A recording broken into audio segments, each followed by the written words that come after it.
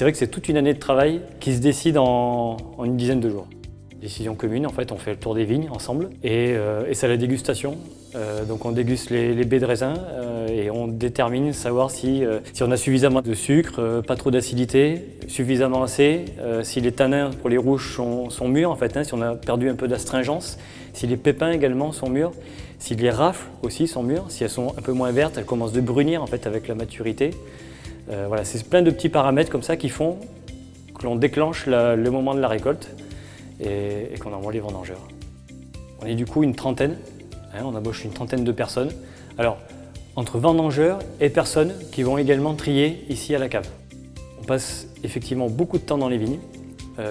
On fait un gros travail manuel dans les vignes. Ça nous paraissait absurde de finaliser notre travail avec une machine à vendanger qui va donc ramasser mécaniquement, donc effectivement beaucoup plus vite qu'avec des vendangeurs.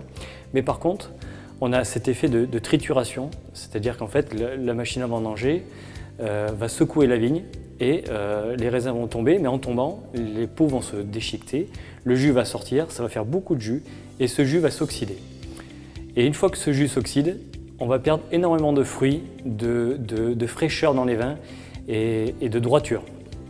La main du vendangeur, elle, avec un sécateur, on va récupérer cette grappe de raisin qui va tomber intacte dans le seau, qui va se retrouver ensuite dans des caisses, car on ramasse tout également, après tout est transvasé dans des caisses, pour qu'il n'y ait pas de poids et que le raisin ne s'écrase pas.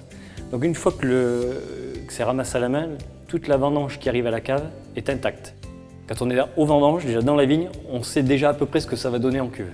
Voilà, on a déjà dans l'idée de ce que ça peut donner.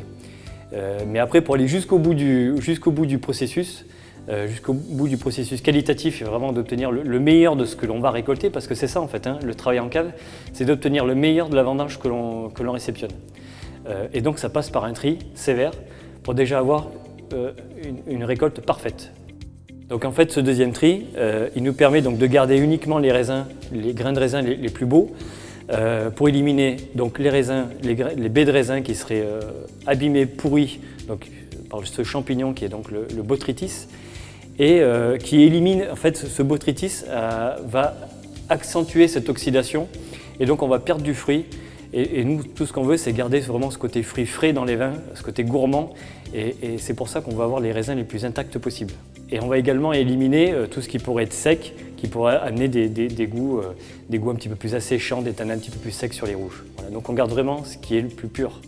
Le choix était de faire ce type de récolte, mais pour promouvoir la qualité en fait. Hein, la qualité du vin à la fin, elle passe également par là. C'est une des bases des vinifications pour obtenir du meilleur de ce que l'on a en vigne.